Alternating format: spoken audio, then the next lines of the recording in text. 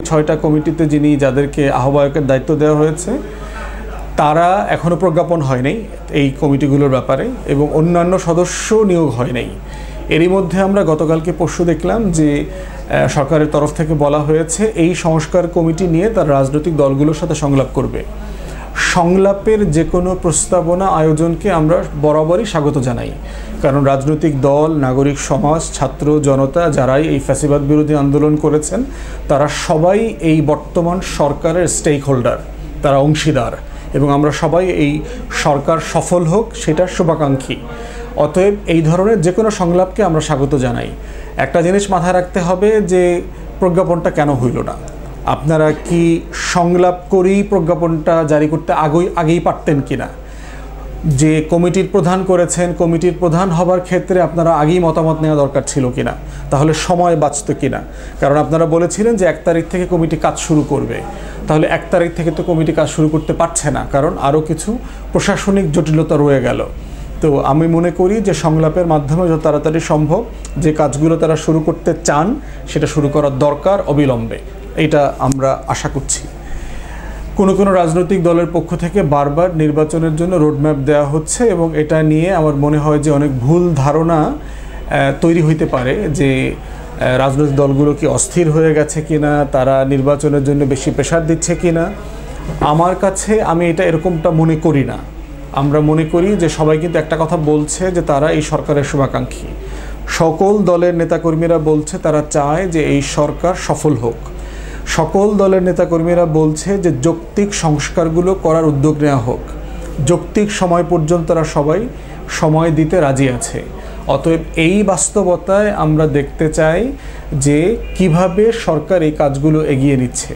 তো সেক্ষেত্রে আমার মনে হয় যে নির্বাচনের আলাপটা থাকা দরকার, কারণ দিন শেষে নির্বাচন একটা দিতে হবে।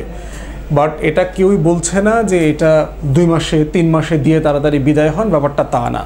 তো আমার মনে হচ্ছে যে সংলাপের ধারাবাহিকতা যদি থাকে, প্রতি মাসে 1-2বার করে যদি রাজনৈতিক দলগুলোর সাথে অ্যাটলিস্ট বসা যায়, যেটা একদিনের ব্যাপার, একদিনে 5-7টা মিটিং করে ফেললে, কারণ বসার মতো রাজনৈতিক দল আসলে 4-5টাই আছে। তো এটা বসে ফেললে যেটা হবে, ভুল বোঝাবুঝি যদি থাকে, একজনকে আর একজনকে বোঝার ঘাটতি যদি থাকে, সেটা আলটিমেটলি এই ঘাটতিটা পূরণ হয়ে যাবে বলে আমি মনে করি।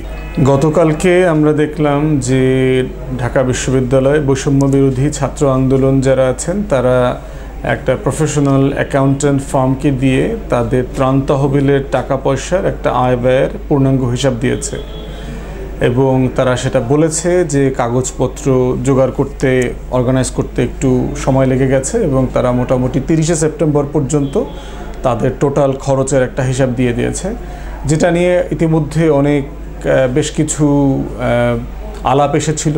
কোনোটা বেশ যৌক্তিক। একটা আলাপ এসেছে যে বন্যার ত্রাণের প্রায় 12 কোটি টাকা, সেটা কেন এখনও ব্যাংকে, সেটা কেন খরচ করা হলো না, কেন যাদের প্রয়োজন তাদেরকে দেওয়া হয় নাই। দ্বিতীয় একটা সমালোচনা এসছে যে খাবার যারা টিএসসিতে দিয়ে আসছেন, পানি থেকে শুরু করে এমন অনেক পানি এবং খাবার বিভিন্ন জায়গায় পরিত্যক্ত পড়ে থাকতে দেখা গেছে।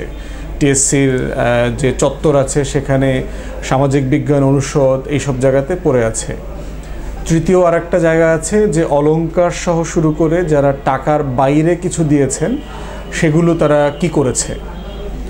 চতুর্থ তো একটা বিষয় আসছে যে 3 জনের যে আলাদা আলাদা অ্যাকাউন্টে টাকাগুলো ছিল সেগুলোর ব্যাপারটা কীরকম, সেটা কেন হয়েছে, অথবা কেন তারা এটা একটা জয়েন্ট অ্যাকাউন্টে অথবা তাদের অফিসিয়াল কোনো অ্যাকাউন্টে রাখেন নাই, এরকম কিছু কথা আসছে। বিকাশে নগদে টাকার হিসাবের ব্যাপারগুলো আসছে।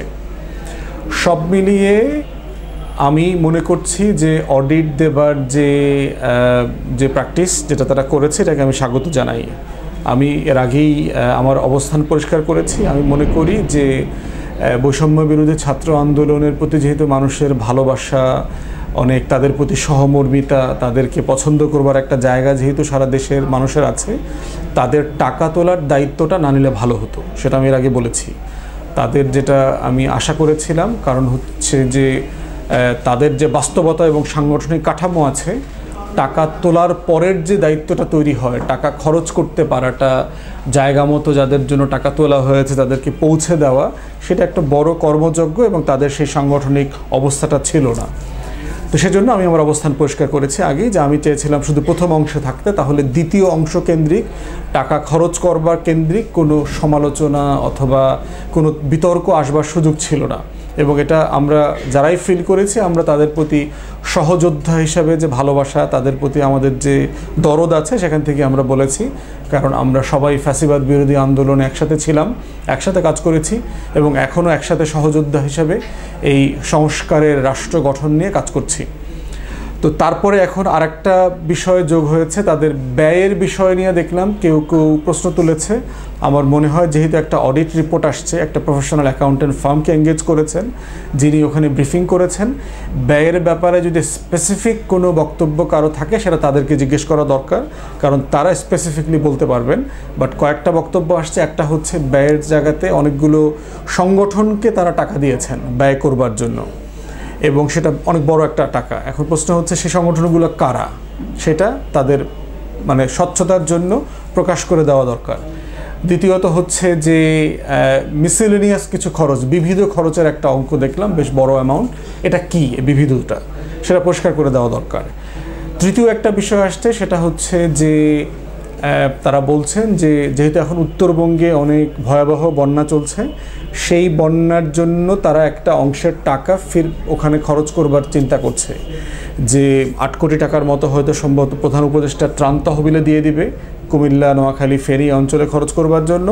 বাকি যে টাকাটা থাকবে 3-4 কোটি টাকা, এটা সম্ভবত তারা উত্তরবঙ্গের জন্য দেবে। সেক্ষেত্রে আমার মনে হয় যে তাদের যেহেতু জনগণ টাকা দিয়েছে এই অঞ্চলের মানুষের জন্য, সেটা তারা যদি কোনোভাবে জনমত যাচাই করতে পারে, অনলাইনে সোশ্যাল মিডিয়াতে মতামত নিয়ে, সেটা তারা করতে পারে। বাট দিন শেষে আমার মনে হয় যে যেহেতু দিন শেষে এটা মানুষ দিয়েছে বন্যা দুর্গত মানুষের জন্য, তারা যদি এটা স্বচ্ছতার সাথে খরচ করতে পারে, জবাবদিহিতার সাথে খরচ করতে পারে, মনে হয় না জনগণ খুব বেশি এই ব্যাপারে দ্বিমত করবেন যে কেন এই এলাকার টাকা ওই এলাকায় দেওয়া হয়েছে। বরং মানুষ এটাকে আরও ইতিবাচকভাবে নিতে পারে যে যেহেতু বাংলাদেশের সবচেয়ে সচ্ছল জনগোষ্ঠী থাকে হচ্ছে এই চট্টগ্রাম বিভাগে, লক্ষ্মীপুর, নোয়াখালী, কুমিল্লা, ফেনী, ব্রাহ্মণবাড়িয়া, এই অঞ্চলের মানুষ কম্পারেটিভলি উত্তরবঙ্গের মানুষের থেকে অনেক বেশি সচ্ছল। তাই বন্যা দুর্গত বাস্তবতা চিন্তা করলে এই লালমনিরহাট, কুড়িগ্রাম, পঞ্চগড় এইসব অঞ্চলে মানুষের আসলে অভাব অনটন অনেক বেশি, তাদের এখানে এই টাকাটাতে সাহায্য অনেক বেশি হবে। কিন্তু আমি মনে করছি যেহেতু তারা একটা অঞ্চলের কথা বলে এটা নিয়েছে, তারা যদি একটা জনমত যাচাই করে ফেলে, জনগণের সাথে পরামর্শ করে যারা টাকা দিয়েছেন, তার উপরে ভিত্তি করে খরচ করলে মনে হচ্ছে না যে খুব বড় ধরনের এখানে হেরফের হচ্ছে, ব্যাপারটা এরকম। কারণ খাত একই রকম এবং দুর্গত মানুষই এটা পাবে দিন শেষে।